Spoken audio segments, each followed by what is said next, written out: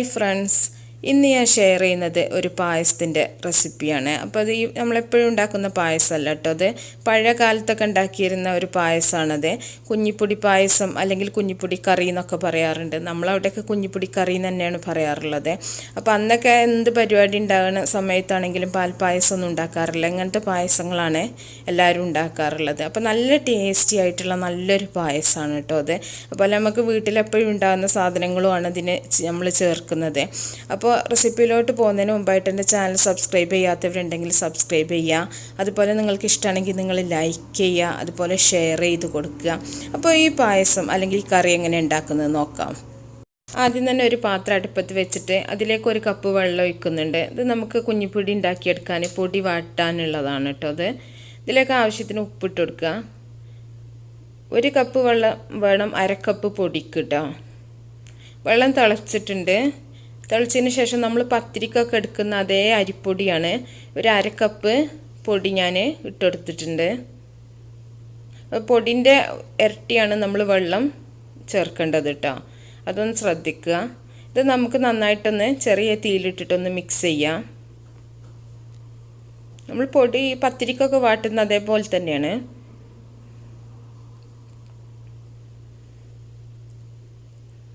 ചെറിയ തീയിലിട്ടിട്ട് വേണം ചെയ്യാൻ. നല്ല തീ കൂട്ടി വെച്ചിട്ടുണ്ടെങ്കിൽ പൊടി പെട്ടെന്ന് കരിഞ്ഞു പോവും. ഇനി ഇത് നമുക്ക് നന്നായിട്ട് ചൂടാറുന്നതിന് മുമ്പ് തന്നെ ഒന്ന് കുഴച്ചെടുക്കണം.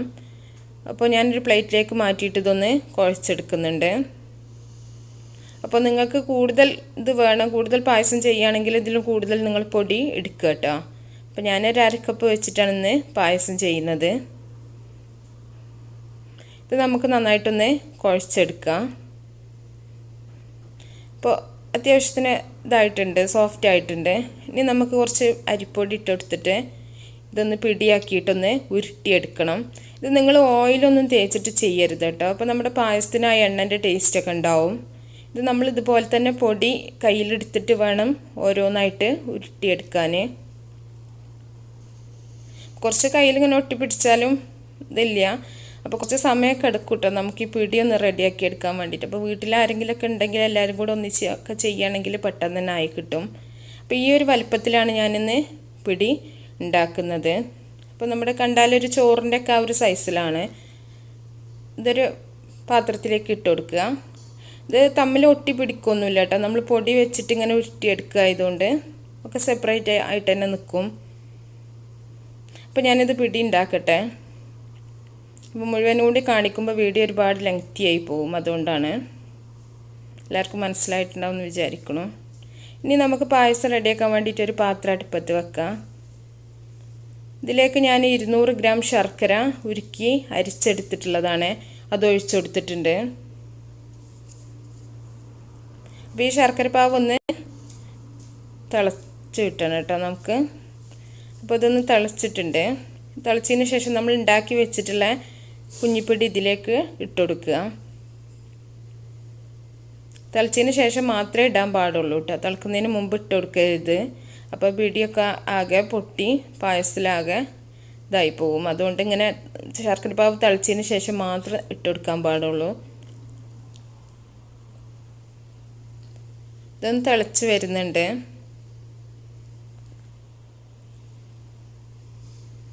ഇതിനധികം വേവൊന്നുമില്ല കേട്ടോ, പെട്ടെന്ന് തന്നെ ആവും നമുക്ക്. എന്താ വെച്ചാൽ നേരത്തെ നമ്മൾ വേവിച്ച പൊടിയാണല്ലോ, ഇത് വാട്ടിയെടുത്തിട്ടുള്ള പൊടിയാണല്ലോ. അപ്പോൾ കൂടുതൽ സമയം ഇതിൽ വേവാനൊന്നുമില്ല.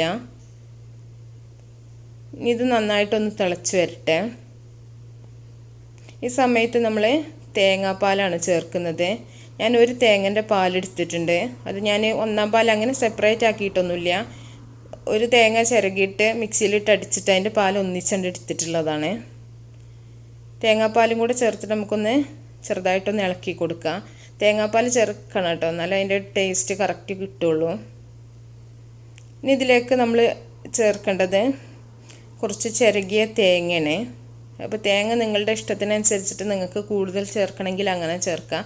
ഞാനിപ്പോൾ കുറച്ച് എടുത്തിട്ടുണ്ട്. തേങ്ങ നമ്മളിതിൻ്റെ കൂടുതൽ ഇങ്ങനെ കുടിക്കുമ്പോൾ കിട്ടുമ്പോൾ ടേസ്റ്റാണ്. എന്നിട്ട് നന്നായിട്ടൊന്ന് മിക്സ് ചെയ്യാം.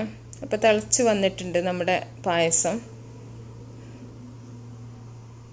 ഇനി ഇതിലേക്ക് ഏലക്കയാണ് ചേർത്ത് കൊടുക്കാനുള്ളത്. അപ്പോൾ ഒരു 3 ഏലക്കയും കൂടെ ഞാൻ ചേർക്കുന്നുണ്ട്. അപ്പോൾ ഏലക്ക ഒന്ന് പൊട്ടിച്ചെടുത്തിട്ടുള്ളതാണ് കേട്ടോ. ഇനി ഞാൻ കുറച്ച് പാലിൽ 1 ടീസ്പൂൺ അരിപ്പൊടിയും കൂടെ കലക്കിയിട്ടാണ് ഈ ഒഴിച്ചിട്ടുള്ളത്. ഇത് നമ്മുടെ പായസം ഒന്ന് കുറുകി കിട്ടാൻ വേണ്ടിയിട്ടാണ് കേട്ടോ. അപ്പോൾ ഒരുപാട് അരിപ്പൊടി ചേർക്കരുത്, അപ്പോൾ ഒരുപാട് തിക്കായി പോകും. അപ്പോൾ നിങ്ങളുടെ പായസം എത്രത്തോളം ലൂസ് ആവണം എന്നുള്ളതിനനുസരിച്ചിട്ട് വേണം നിങ്ങൾ അരിപ്പൊടി കലക്കി ഒഴിക്കാൻ വേണ്ടിയിട്ട്. അപ്പോൾ നമ്മൾ അരിപ്പൊടിയും കൂടെ ചേർത്തിട്ട് നന്നായിട്ട് പായസം തിളച്ചതിന് ശേഷം ഒരു പാകത്തിനുള്ളതാവുമ്പോൾ നമ്മൾ തീ ഓഫ് ചെയ്യണം. പിന്നെ അത് കുറച്ചുകൂടെ നമ്മൾ അടുപ്പിൽ നിന്ന് വാങ്ങി വെച്ചിട്ട് കുറച്ചും കൂടെ ഒന്ന് കട്ടിയാവും കേട്ടോ. അപ്പോൾ ഒരുപാട് കട്ടിയാക്കിയിട്ട് എടുക്കരുത്. ഇതിലേക്ക് ഞാൻ ഉപ്പ് ചേർത്തിട്ടില്ല. ശർക്കരയിൽ അത്യാവശ്യം ഉപ്പുള്ളതുകൊണ്ടാണ് ഞാൻ ഉപ്പ് ചേർക്കാത്തത്. ശർക്കര ഉപ്പില്ലാത്ത ശർക്കര തന്നെ ഒരു നുള്ളു ഉപ്പ് നിങ്ങൾ മധുരം ഒന്ന് ബാലൻസ് ചെയ്യാൻ വേണ്ടിയിട്ട് ചേർത്ത് കൊടുക്കുക. അപ്പോൾ നമ്മുടെ പായസം ഇവിടെ റെഡി ആയിട്ടുണ്ട്, കറക്റ്റ് പാകമായിട്ടുണ്ട്. ഇനി ഞാൻ തീ ഓഫ് ചെയ്യാണ്. ഇത്രയും മതി നമുക്ക് കിട്ടാം. ഇനി നമുക്കിതിലേക്ക് അണ്ടിപ്പരിപ്പ് മുന്തിരി താളിച്ചൊഴിക്കുകയാണ് വേണ്ടത്. അത് നെയ്യിൽ തന്നെ ഞാൻ മൂപ്പിച്ചെടുത്തിട്ടുള്ളതാണ്, അതും കൂടെ ഒഴിച്ചിട്ടുണ്ട്. അപ്പോൾ നല്ല ടേസ്റ്റി ആയിട്ടുള്ള കുഞ്ഞിപ്പൊടി പായസം റെഡി ആയിട്ടുണ്ട്. എല്ലാവരും ഉണ്ടാക്കി നോക്കുക. അപ്പോൾ നല്ല നല്ല റെസിപ്പികളൊക്കെ ആയിട്ട് നമുക്ക് അടുത്തൊരു വീഡിയോയിൽ കാണാം. Okay, bye.